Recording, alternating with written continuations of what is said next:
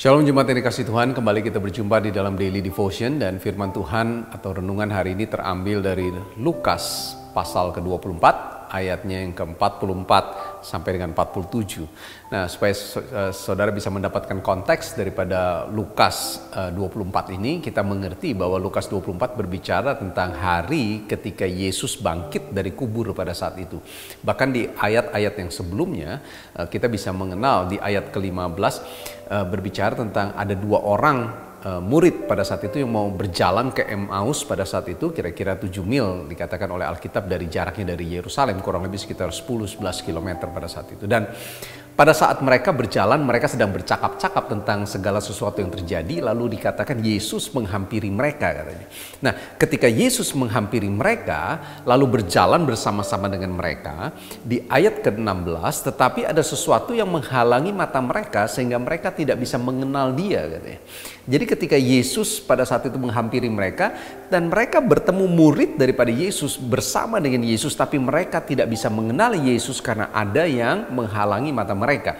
Nah saudara, penghalang iman itu ada 3. Saudara. Yang pertama adalah kekecewaan. Di ayat ke-17 Yesus berkata sama mereka, apakah yang kamu percakapkan sementara kamu berjalan?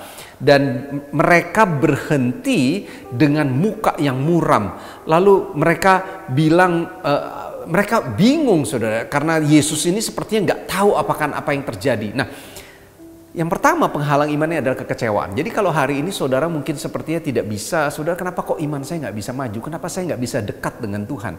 Mungkin ada kekecewaan, mungkin ada kepahitan, mungkin ada kekecewaan di dalam hati yang saudara mungkin nggak sadar. Bukan dari masa lalu saudara, atau mungkin hal-hal sepele yang saudara simpan dan tidak saudara bereskan. Itu bisa menjadi penghalang iman sehingga menutup mata iman kita sehingga kita tidak bisa melihat atau bersekutu dengan Tuhan. Yang kedua saudara, di ayat 21 ketika itu murid-murid itu bilang begini, yang 2 orang itu, padahal kami dahulu mengharapkan bahwa dialah yang datang untuk membebaskan bangsa Israel katanya. Saudara, yang kedua, yang pertama adalah kekecewaan, yang kedua gagal paham. Saudara. Mereka nggak ngerti bahwa Tuhan Yesus itu ada di dunia, dia mati di atas kayu salib. Tujuan dia datang, Yesus datang bukan untuk membebaskan bangsa Israel dari penjajahan Roma, tapi untuk membebaskan mereka dari penjajahan dosa atau kutuk dosa. Mereka gagal paham. Saudara. Jadi ketika kita tidak hidup membangun iman di dalam pengenalan yang benar akan Tuhan, itu akan menjadi penghalang iman di dalam kita, di dalam kerohanian kita. Makanya kenapa penting untuk saudara membaca, untuk saudara terus belajar akan firman Tuhan sehingga kita ini bisa membangun kualitas murid di dalam panggilan percaya kita. Yang ketiga saudara, yaitu tidak percaya atau ragu-ragu.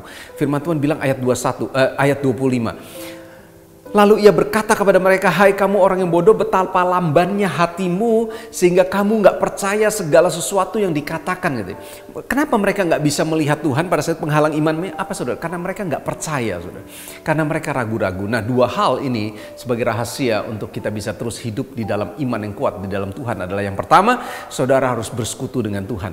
Kalau kita tahu ceritanya bagaimana Tuhan pada saat itu didesak oleh murid-murid untuk datang ke rumah mereka karena hari sudah menjelang sore, dan pada saat itu Yesus mengambil roti dan seperjamuan dengan mereka. Ketika mereka bersekutu seperjamuan dengan Tuhan, maka terbukalah katanya penutup mata mereka. Dan mereka mulai menyadari bahwa orang yang berjalan bersama dengan mereka adalah Yesus sendiri. Saudara. Nah rahasia yang kedua pada saat itu, kalau kita bisa melihat ada di ayat 43. Ayat 43 bilang begini, lalu Yesus, dari 41 dulu. Ayat 41 bilang gini, dan ketika mereka belum percaya karena girangnya dan masih heran, berkatalah ia kepada mereka, Yesus kepada mereka, adakah makanan di sini katanya. Lalu Yesus kembali lagi saudara seperjamuan atau satu persekutuan dengan mereka.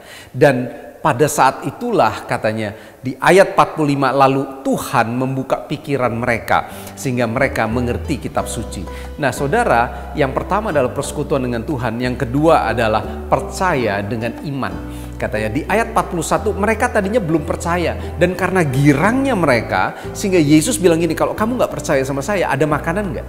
Kasih saya makan. Lalu Yesus makan saudara. Sehingga betul itu bukan cuma roh yang melayang-layang gak jelas, tapi memang Yesus di dalam keutuhannya sebagai Tuhan, dia bangkit, bahkan dia bisa makan gitu ya saudara. Dan pada saat itulah ketika murid-murid mulai percaya dengan apa yang dia lihat, maka pada saat itu terbukalah pikiran mereka. So kedua hal ini saudara, kiranya persekutuan dengan Tuhan dan juga percaya di dalam iman akan membawa hidup saudara terus dekat dengan Tuhan.